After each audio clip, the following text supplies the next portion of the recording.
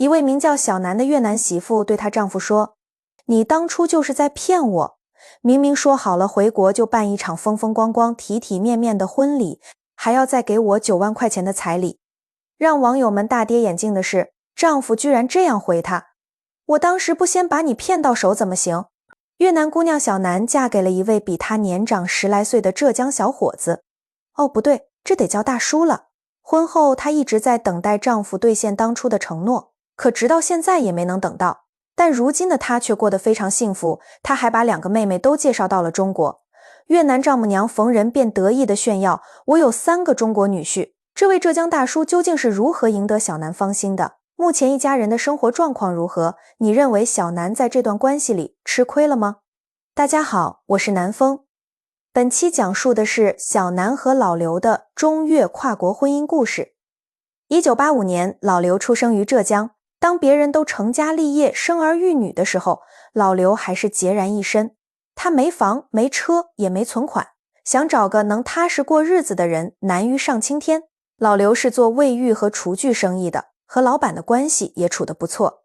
老板看老刘年纪这么大了，每天都在张罗着帮他介绍对象。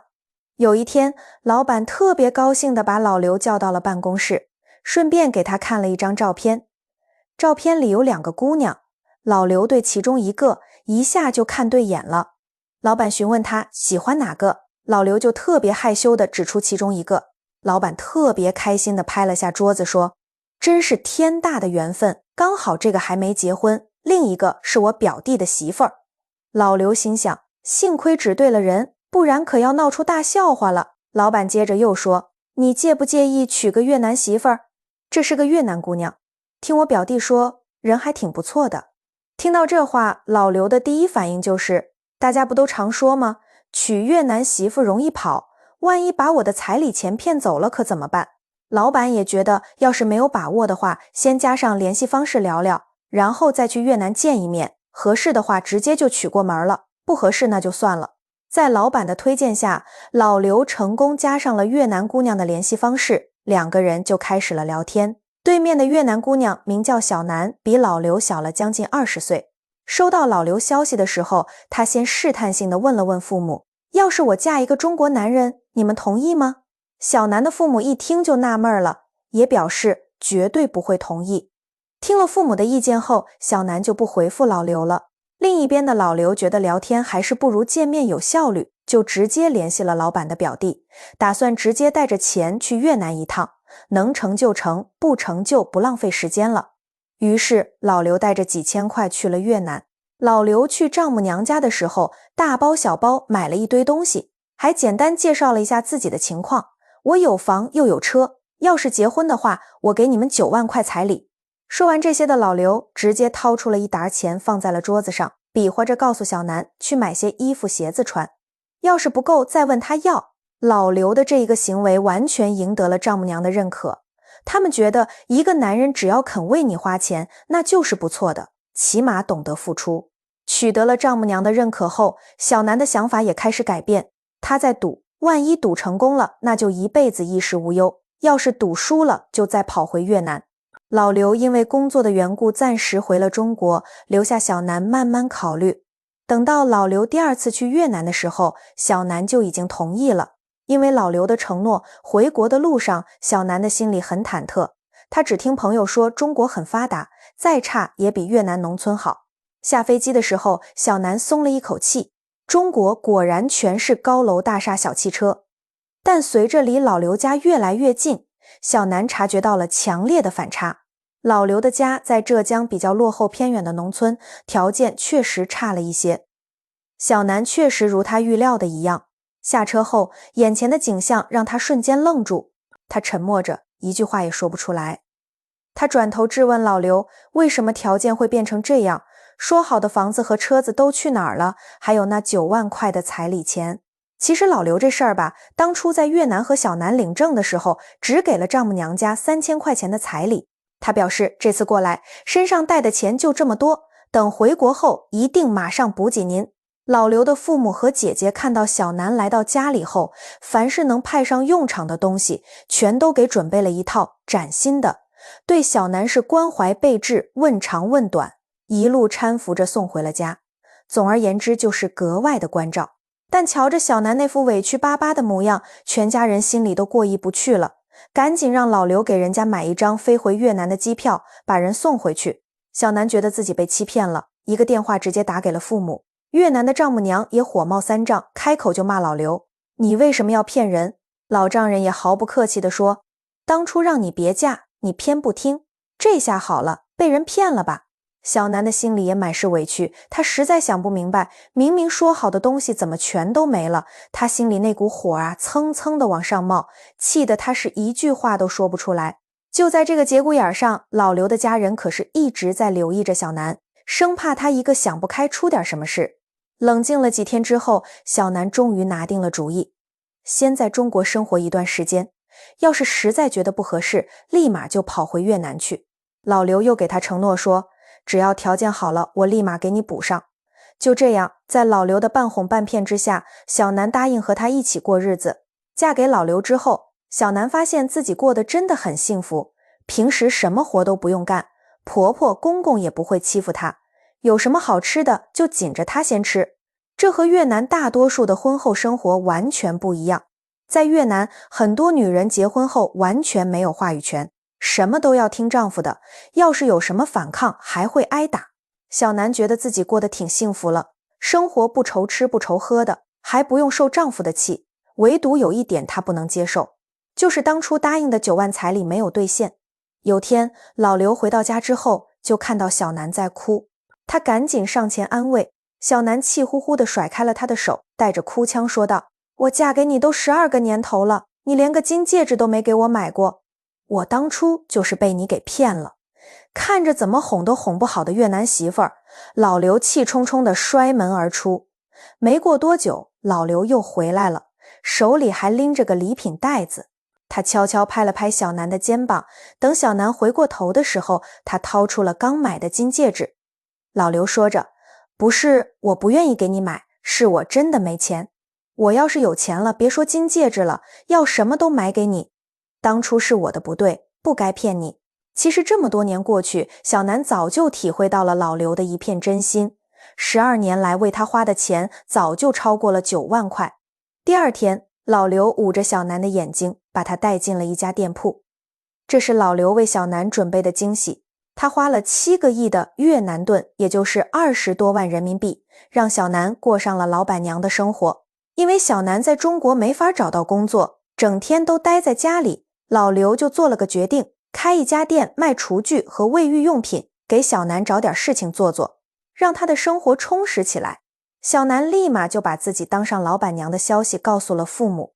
手机对面的丈母娘乐得合不拢嘴，店里卖的任何一个产品，在越南都是几千万的东西，买回家也不会用。丈母娘直言，别人家就只有羡慕的份，我就是有个有本事的中国女婿。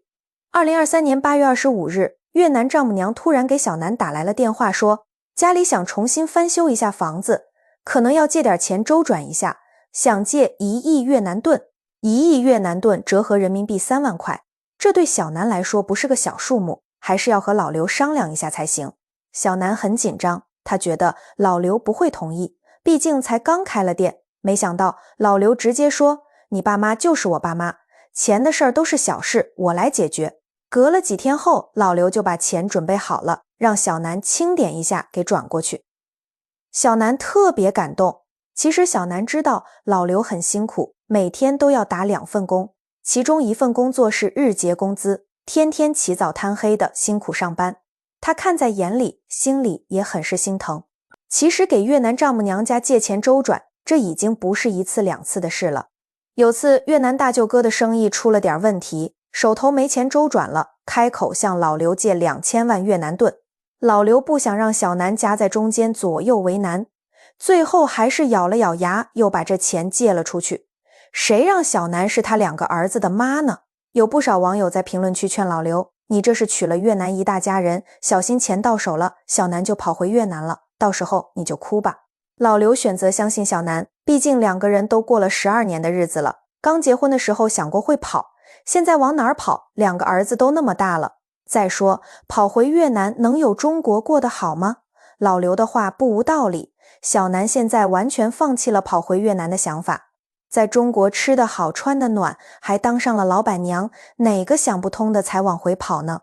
越南丈母娘是完全看上了这个女婿，还喊着让老刘来越南发展，到时候给他一辆摩托车和一头老黄牛。老刘自然是全部拒绝了。虽然以他的资产去越南就是亿万富翁，但是那钱也不经花，而且做上门女婿那是想也别想。感受到中国美好的小南还把自己的2个妹妹介绍到了中国，这下越南丈母娘更开心了，天天看见个人就要说一句，我可是有3个中国女婿。小南从没想过，要是当初不嫁到中国，或者中途跑回越南，会是什么样的后果。现在哪还有这样的好日子？别看小南的娘家人老是问老刘借钱，人家也是懂礼数和回报的。老刘的2个儿子过生日时，丈母娘直接要给500万越南盾，这钱还是他卖猪赚的。老刘连忙拒绝了。这个时候了，哪还能要丈母娘的钱？不过这份心意是收到了，心里也暖暖的，总算是见到了回头钱。小南在中国也生活了12年了，有不少网友问他支持国家怎么还没拿到中国绿卡，是不是还想回越南生活？小南立马发布视频回应，详细的介绍了外国媳妇儿想要办绿卡的步骤。他称中国的绿卡分为 A 类，是世界上最难获得的绿卡。他还表示自己非常喜欢中国，首要条件就是必须遵守中国的规章制度。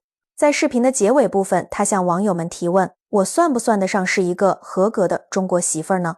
在南风看来，小南已经算是一个特别称职的中国媳妇儿了。嫁到中国已经12年了，给老刘生了2个儿子。虽然说老刘一开始是骗了他，他也想过要跑回越南，但最后还是被老刘打动了。目前小南也掌握了一些装修的手艺，时不时的还能给老刘搭把手。一家人的日子过得幸福美满，其乐融融。你觉得小南算得上是个合格的中国媳妇儿吗？好了，婚姻故事是讲完了。作为邻国，越南大家肯定相当了解的，但我还是全方位给大家做个关于越南的介绍。如果选一个跟中国文化最接近的国家，那么一定非越南莫属。由于仅靠中国，从国家存在的角度来说，越南是不幸的。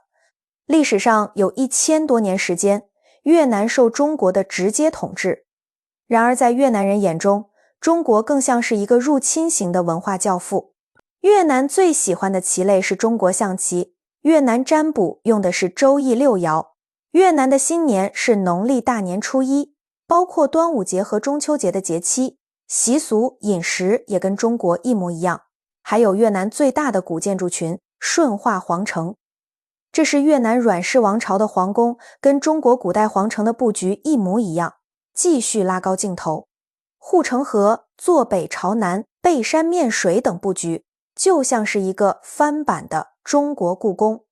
然而历史上的越南却一直都很拧巴，不断寻找反抗和叛乱的机会，比如征策和征二两姐妹推翻了东汉的统治，定都于弥陵县，也就是今越南河内一带，自立为王后。虽然此次叛乱仅维持了2年，就被光武帝刘秀派兵镇压了，但在越南人眼中，征策两姐妹是民族英雄，成为了越南后世女性的典范。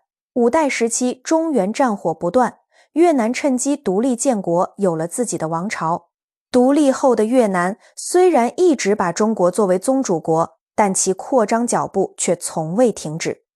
在之后的几百年里，越南领土向南扩大了4倍。